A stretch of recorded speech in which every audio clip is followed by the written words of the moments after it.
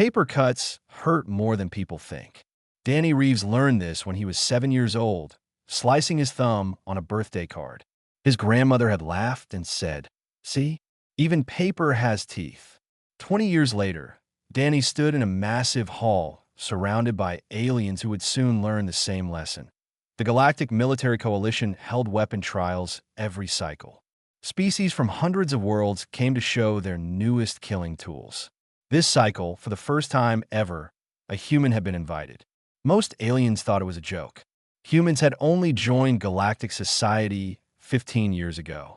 They had no advanced weapons, no special powers, no natural armor or claws or venom. Danny was a former soldier from Brisbane, Australia. He had served 6 years in the Marines before becoming an engineer. When the invitation came, the human government picked him because he was good at building things from nothing. In survival training, he had made shelters from garbage, traps from string and rocks, tools from whatever he could find. The hall was filled with display tables. Each species showed off their creations before the formal trials began. The Vorith were tall beings made of dark metal and flesh mixed together. Their lead scientist, Brennick, stood next to a device that glowed with dangerous light. "Molecular disruptor," Brennick said proudly. "It tears apart matter at the atomic level. Nothing survives." Next to them, the Palaxians had set up a gravity net. These creatures looked like floating jellyfish, their bodies see-through and filled with lights. "Our weapon crushes anything caught inside," their speaker explained. "Tanks, buildings, ships, all become dust." The Chirath were insects the size of large dogs. They didn't bring weapons. They grew them. One of them held up blades made from hardened acid that dripped from its own body. "Our weapons are part of us," it clicked. "They cannot be taken, cannot be lost."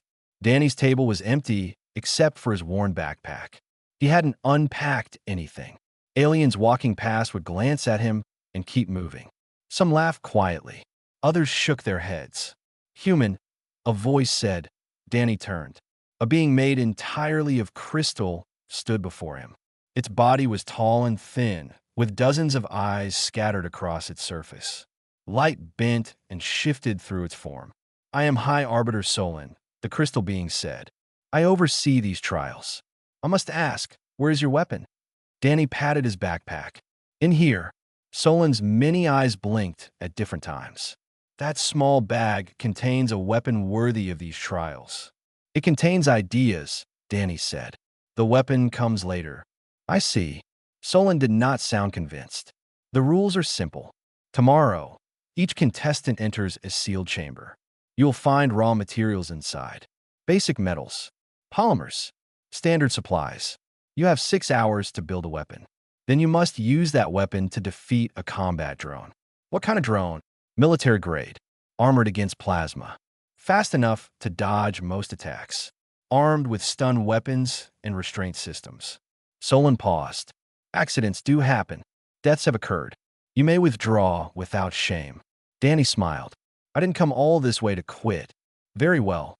Solon moved away, light dancing through its crystal body. That night, Danny ate alone in the station's food hall. The meals were designed for many species, so most of it tasted strange. He found something close to rice and vegetables and made a shadow fell over his table. Brennick, the Vorith scientist, stood there with 2 others of his kind. "Human," Brennick said, "I have a question." "Ask." "Why are you here?" "Your species has no weapon technology worth showing. You have no natural abilities. You're soft and slow and weak." "This is not an insult. It is simply fact." Danny chewed his food and swallowed.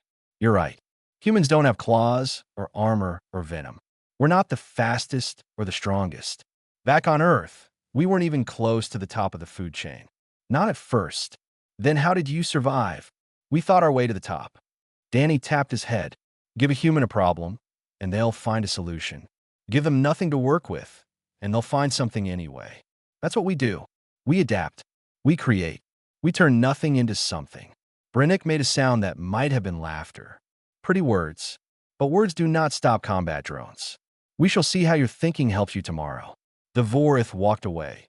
Danny finished his meal and returned to his small room. He opened his backpack and pulled out a single sheet of paper. White, clean, ordinary, that he began to fold. The paper became a crane, then unfolded. It became a flower, then unfolded again. His hands moved from memory, following patterns taught by his grandmother decades ago. Paper is not weak, she had told him. Paper is patient. It remembers every fold. Tomorrow, Danny would show them what paper could remember. Tomorrow, he would show them what humans could create from nothing. He folded until his eyes grew heavy, then slept with paper cranes scattered across his bed like strange dreams taking shape. The testing chambers were made of glass, so clear it seemed like nothing was there at all.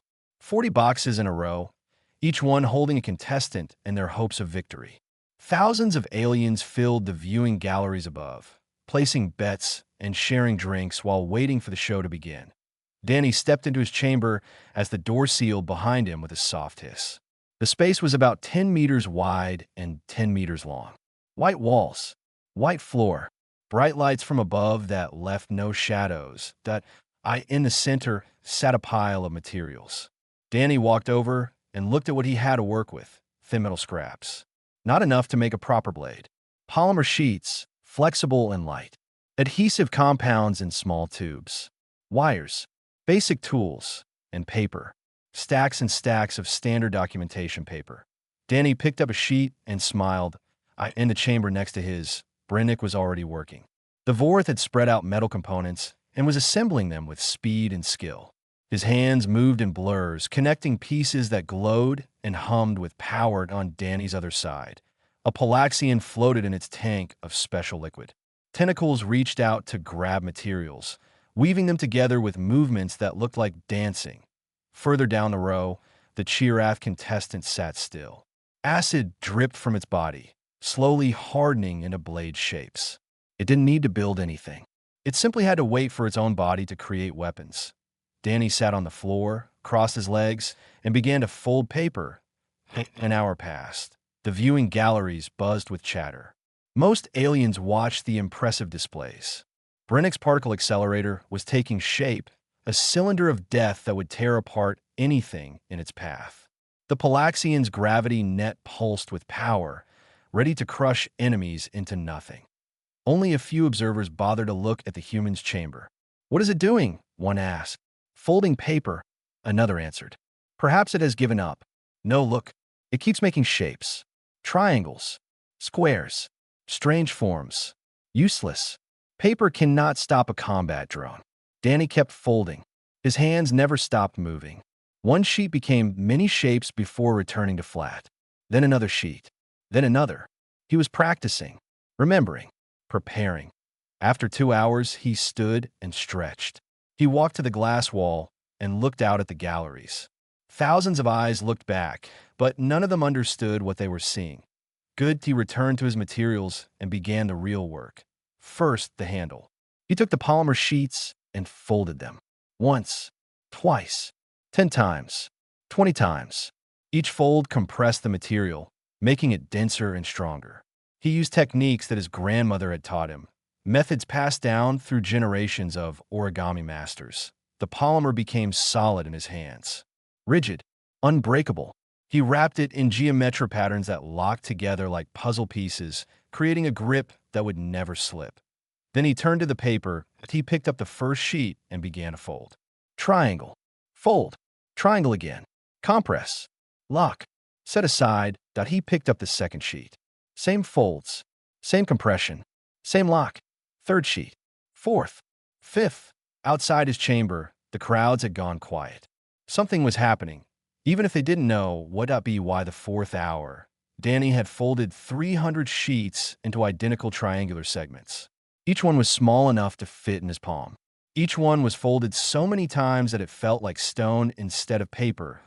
He began to connect them. The segments locked together using tabs and slots he had folded into each piece.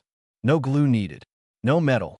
Just paper holding paper, friction and geometry creating bonds stronger than adhesive. A shape emerged. Long, thin, curved slightly. A blade. Brennick stopped working and stared through the glass at Danny's chamber. The Vorth's metal face showed nothing, but his hands had frozen above his nearly completed weapon. The Palaxian's tentacles slowed. Its many eyes turned toward the human. Even the Chiraf looked up from its acid-growing work. Danny kept connecting pieces. 400 sheets now. 450. 500. The blade was finished. He attached it to the polymer handle, sliding the base of the paper structure into a slot he had prepared. The fit was perfect. The weapon was complete. Danny held it up to the light. The IT was beautiful. White as snow. The edge was so thin it seemed to disappear when viewed from the side. Thousands of fold lines created a cutting surface sharper than any metal could be ground. He turned it slowly, watching light play across its surface, a sword made of paper. In the gallery, someone laughed nervously. But most aliens had stopped making any sound at all. They didn't understand how paper could become a weapon. They didn't know if it would work. Neither did Danny. Not until he tested it. He picked up a scrap of thin metal from his leftover materials. He held it in one hand and brought the paper blade down with the other. The metal fell in two pieces. The cut was perfect, clean, effortless. Danny looked at the blade, then at the pieces of metal on the floor. His grandmother's voice echoed in his memory. Paper is patient. Paper remembers every fold. 500 folds, 500 memories, all compressed into an edge sharper than anything these aliens had ever imagined. Danny sat back and waited for the combat trial to begin. Yuki Reeves had hands like birds, small and quick and always moving. Danny remembered watching them dance over paper when he was just a boy, turning flat sheets into living shapes. Her apartment in Brisbane smelled like green tea and old books. Sunlight came through windows covered with paper cranes hanging from strings. Hundreds of them, maybe thousands, each one folded with perfect care. Sit, she would say. Watch. Learn. Danny would sit at her small table and try to copy her movements. His fingers were clumsy at first. The paper would tear or wrinkle or refuse to hold its shape. You're rushing, Yuki told him. Paper knows when you rush. It fights back. Be patient. Respect the material. She had learned origami from her mother, who learned from her mother before that. Generations of knowledge passed down through careful hands.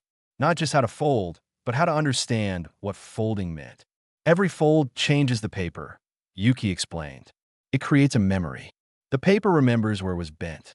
Those memories become strength. Enough folds, enough memories, and paper becomes something new. Danny didn't understand then. He was just a kid who wanted to make cool shapes that he understood now. Sitting in his testing chamber, blade in hand, Danny thought about all the lessons that led to this moment. His grandmother's patient teaching, his years in the military, the survival instructor who showed him that anything could become a weapon. Forget what things are meant to do, the instructor had said. Think about what they can do. A credit card can cut. A newspaper can break bones. A pencil can kill. The object doesn't matter. What matters is how you use it. Danny had spent weeks practicing with harmless items. Rolling newspapers tight enough to crack wood. Throwing playing cards hard enough to stick in targets. Folding paper into shapes that could pierce skin. His squad mates thought he was crazy. Then they saw what he could do with a magazine and a rubber band. And they stopped laughing. The military taught him combat. Movement. Timing. How to read an enemy and predict their actions. How to stay calm when death was close. But his grandmother taught him something just as important. She taught him to see potential in simple things. He looked at the blade in his hands, 500 sheets of paper. Each one folded dozens of times. Each fold creating compression, alignment, strength. The edge was made of overlapping fold lines, thousands of them, each one thinner than a hair. Metal blades worked by being hard and sharp. They pushed through material by force. Paper blades worked differently. The fold lines weren't solid edges. They were rows of tiny points, each one finding gaps between molecules. The blade didn't cut so much as convince matter to separate. It was beautiful in a terrifying way. His grandmother would have appreciated the craftsmanship. She might not have approved of the purpose. Origami is about creation, she once said, not destruction. But Danny knew the truth. Creation and destruction were two sides of the same fold. You couldn't make something new without changing what existed before. Every crane began as a flat sheet. Every weapon began as raw material. Every warrior began as a child learning to fold paper in his grandmother's apartment. The announcement echoed through the chamber. Contestants, prepare for inspection. High Arbiter Solon will verify all weapons before combat trials begin. Danny stood, blade held carefully at his side. The weapon was surprisingly light. Paper and polymer weighed almost nothing compared to metal. But the balance was perfect. His hand knew exactly where the blade would go. The chamber door opened. Solon entered, crystal body catching light in rainbow patterns. Human, present your weapon. Danny offered the blade, handle first. Watch the edge. It's sharper than it looks. Solon took the weapon with 3 delicate fingers. The High Arbiter examined it closely, multiple eyes focusing on different parts. Remarkable construction, but I must test its durability. Solon pressed one finger against the flat of the blade. The paper didn't bend. How is this possible? Paper should fold under pressure. Single sheets fold, Danny said. But these 500 sheets are interlocked. Every piece supports every other piece. The geometry distributes force across the entire structure. It's like trying to collapse a brick wall by pushing on one brick. Solon ran a finger along the edge and froze. A thin line appeared on the crystal surface. The High Arbiter hadn't felt the cut until seeing it. Your weapon has drawn blood. In a manner of speaking, Solon's voice held something new. Respect, maybe, or caution. I approve this for combat trials. But I must ask one question. Ask, why paper? Your species has access to metal, polymers, energy weapons. Why create something from the weakest material available? Danny took back his blade and held it up to the light. Because everyone else looks at paper and sees nothing. They throw it away, ignore it, dismiss it. He smiled. Humans learned a long time ago that the things everyone ignores are the most dangerous. We're not the strongest species, not the fastest, not the most advanced, but we see possibilities that others miss. We find weapons where others find garbage. Solon's crystal form flickered. A concerning talent, only if you're standing on the wrong side of the blade. The High Arbiter left without another word. Danny waited for the combat trial to begin, paper sword in hand, grandmother's lessons in his heart. Brennick's particle accelerator screamed like a dying star. The beam hit the combat drone and tore it apart at the molecular level. Atoms separated. Metal became dust. The drone simply stopped existing. The crowd roared with approval. The Vorith had won their match in seconds, but then the weapon began to glow red. Steam rose from its surface. Brennick dropped it just before the entire thing melted into slag, ruined by its own power. Victory for the Vorith contestant, the announcer declared. Weapon effectiveness, maximum. Weapon durability, insufficient. Score, 7 of 10. Brennick left the arena with his head held high despite the score. His weapon had worked. That was enough for him. Next came the Palaxian. The floating creature drifted into the combat zone, gravity net pulsing between its tentacles. When the drone activated, the Palaxian threw the net with perfect aim. The drone was caught. The net tightened. Gravity crushed the machine into a ball the size of a fist. Another cheer from crowd.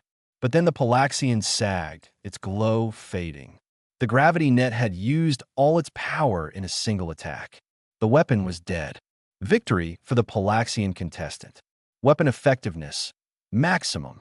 Weapon sustainability, 0. Score, 6 of 10. The Chirath contestant skittered into the arena next.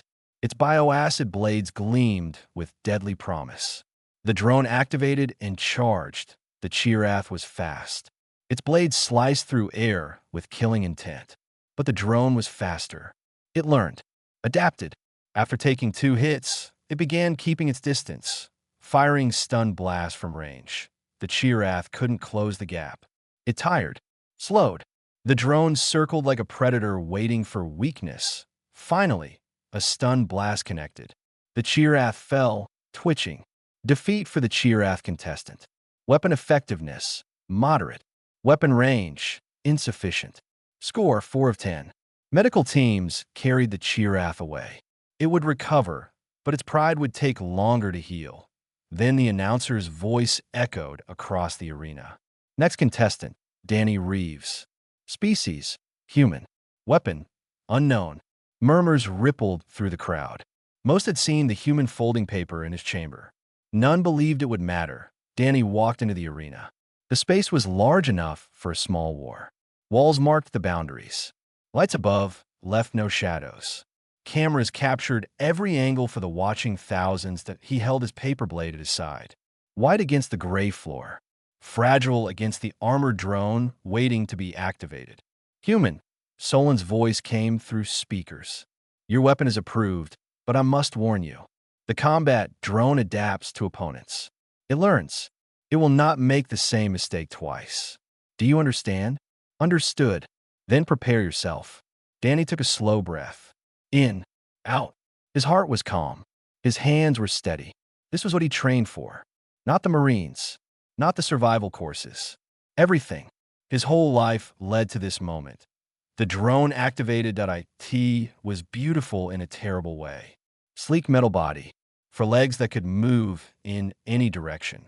A central eye that glowed with artificial intelligence. Weapons mounted on both sides. The drone scanned Danny for half a second.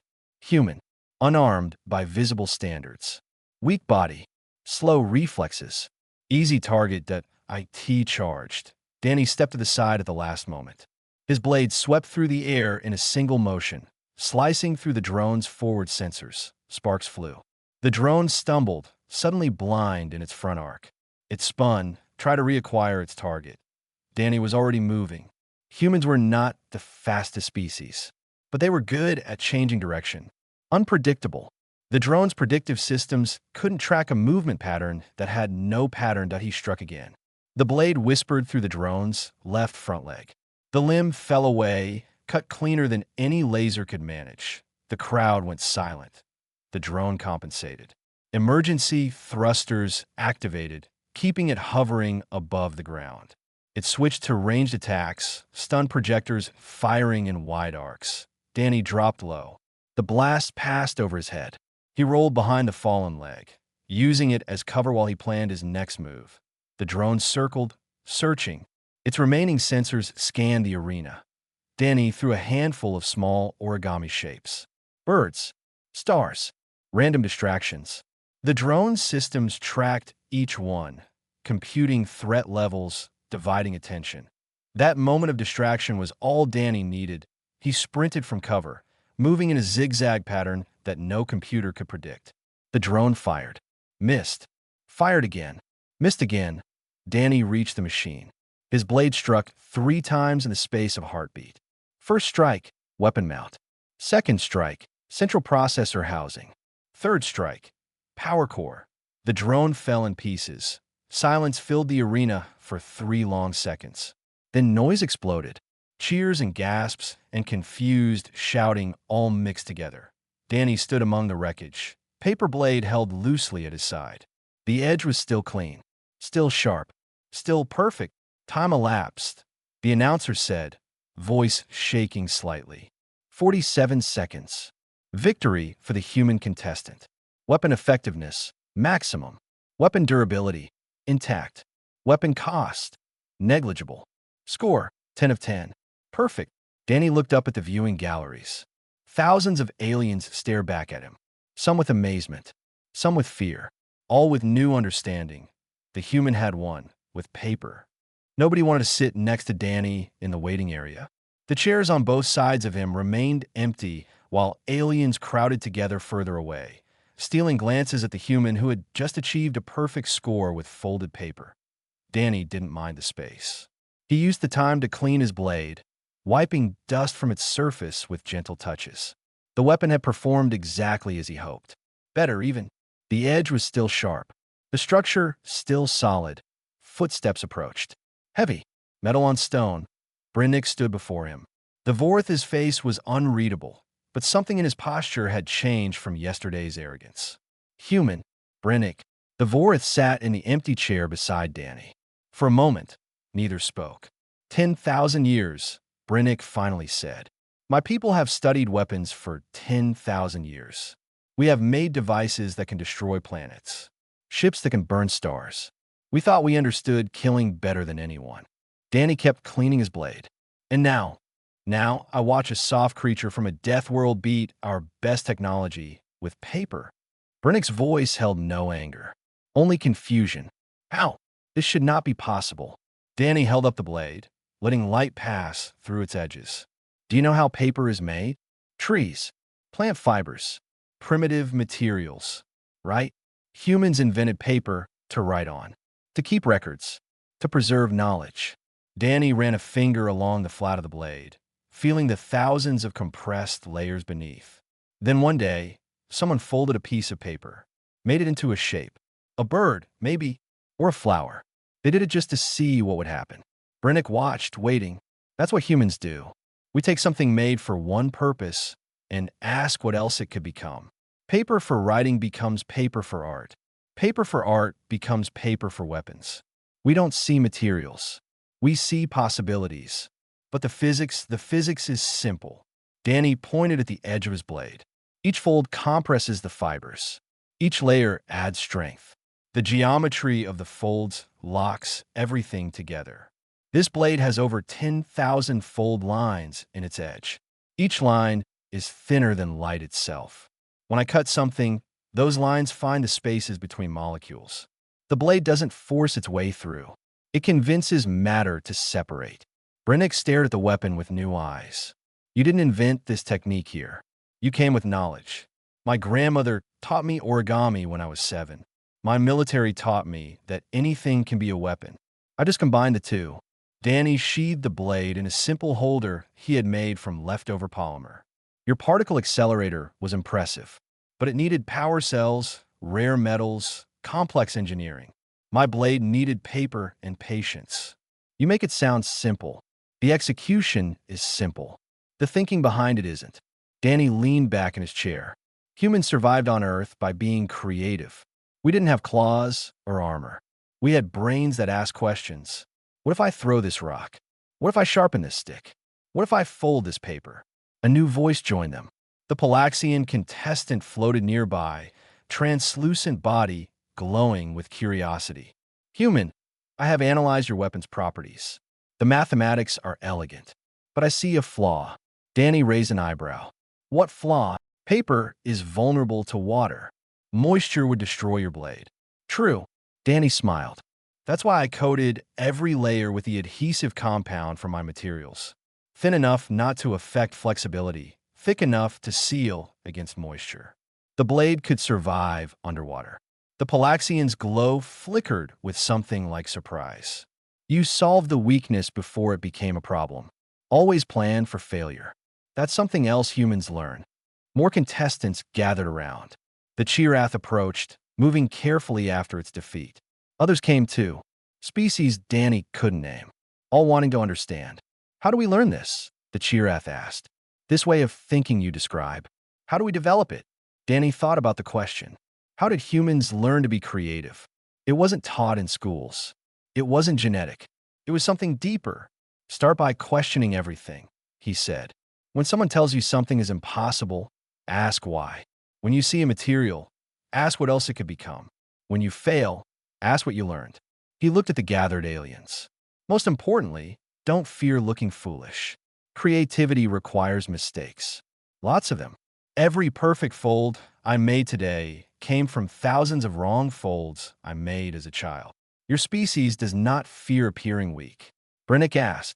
We fear it constantly, but we learn that growth matters more than pride. A human who stays comfortable never improves. A human who risks embarrassment might discover something new. The speakers crackled. Final announcements in 30 minutes. All contestants report to the main hall. Danny stood, sliding his blade onto his belt. The aliens around him stepped back, giving him space they hadn't offered before, not out of fear, out of respect. Human, Brennick said, whatever happens at the ceremony, I'm glad I witnessed today. You have shown me that 10,000 years of study taught my people less than one human grandmother taught you. Danny smiled. She would have liked hearing that, though she probably would have made you fold a crane before accepting the compliment. He walked toward the main hall, paper blade at his side, thinking of lessons learned in a small apartment that now echoed across the stars. Solon's crystal body threw rainbows across the stage as the High Arbiter prepared to announce the final results. The main hall was packed, every seat filled. Aliens stood in the aisles and crowded the doorways, all wanting to see the human who had done the impossible. Danny stood on the winner's platform, feeling strange in his simple clothes, surrounded by so much grandness. His paper blade hung at his side, drawing more attention than weapons worth millions of credits. "The trials have concluded," Solon announced, voice carrying to every corner. And for the first time in Coalition history, a contestant has achieved a perfect score. Applause filled the hall. Some cheered. Others simply stared at Danny with expressions he couldn't read. Solon raised a crystalline hand for silence. "Danny Reeves of Earth, your weapon cost nothing to produce. It required no power source. It outperformed technology developed over thousands of years. The Coalition would like to understand how this was achieved." Danny stepped forward to the speaking platform. Cameras from 100 worlds focused on his face. Whatever he said, next would be heard across the galaxy. He took a breath and thought of his grandmother. "I don't have any secrets," he began. "The blade is just paper. Folded paper. The technique is called origami. Humans have practiced it for centuries, usually to make decorations. Birds, flowers, beautiful things." He drew the blade and held it up. Light passed through its white surface. But somewhere along the line, someone asked a question. What if we folded paper tighter? What if we used more layers? What if we pushed the technique as far as it could go? He turned the blade slowly. This is the answer. 500 sheets. Thousands of folds. An edge sharper than lasers. Brennick stood in the front row. "But how do you think to ask such questions? My species has materials far more advanced than paper. We never thought to fold them." "That's the difference," Danny said. "Your species found strong materials and made them stronger. Humans found weak materials and asked what they could become. We don't think in terms of what things are. We think in terms of what things could be." He sheathed the blade and looked out at the crowd. "On Earth, we survived by being flexible. We couldn't outrun predators, so we made traps. We couldn't outfight them, so we made weapons. We couldn't survive cold winters, so we made fire and clothes and shelters. Every problem had a creative solution. Every limitation led to innovation." Solon moved forward. "The Coalition has a proposal, Danny Reeves. We wish to establish a human consulting division. Your species sees possibilities that others miss. We'd like to learn from this ability." Danny considered. This was bigger than a weapon trial.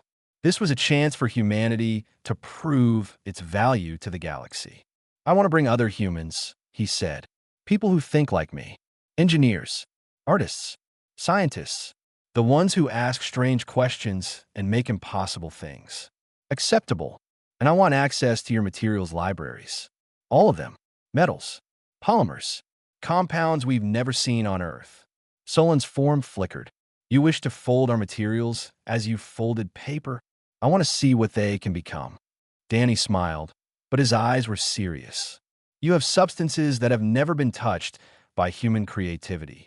I want to show you what happens when they are." Silence held the hall. Every alien was thinking the same thing. If humans could turn paper into a weapon that defeated their best technology, what could they do with advanced materials? The thought was exciting. It was also terrifying. "Granted," Solon said finally, "but with observation. We wish to understand your methods." "Fair enough." The ceremony continued with formal words and traditional rituals. Danny accepted his trophy, a crystal shape that caught light like Solon's body. He posed for images that would spread across thousands of worlds. He answered questions from reporters who couldn't understand how paper defeated plasma. When it was over, Brennick found him outside the hall. "Human. Danny, I wish to know one more thing. Ask. Your grandmother, the one who taught you folding. Does she know what you achieved today?" Danny's smile faded slightly. "She died 3 years ago, before humanity met any aliens. She never knew we weren't alone in the universe. That is unfortunate." "Maybe." Danny looked up at the stars visible through the station's transparent ceiling. "But I think she would have liked knowing that her lessons mattered. That an old art from a small country on a small planet could change how the galaxy sees us. He touched the blade at his side. She told me once that paper remembers every fold. Every crease becomes part of its structure. Every bend adds to its strength. He smiled. Humans are the same. Every lesson, every failure, every strange question we ask becomes part of who we are. We fold ourselves into something stronger, one experience at a time. Brennick considered this. Then humanity's strength comes from its history of weakness. Our strength comes from never accepting that weakness is permanent. Danny started walking toward the ship that would take him home. Give us paper, and we make blades. Give us nothing, and we make something. That's what humans do. He paused at the door and looked back at Brennick. Thanks for the competition. Maybe next time, try folding your particle accelerator. He disappeared into the ship, leaving behind a galaxy full of aliens suddenly nervous about what humans might create next. Somewhere, in a memory that echoed across stars, an old woman smiled and began folding another crane.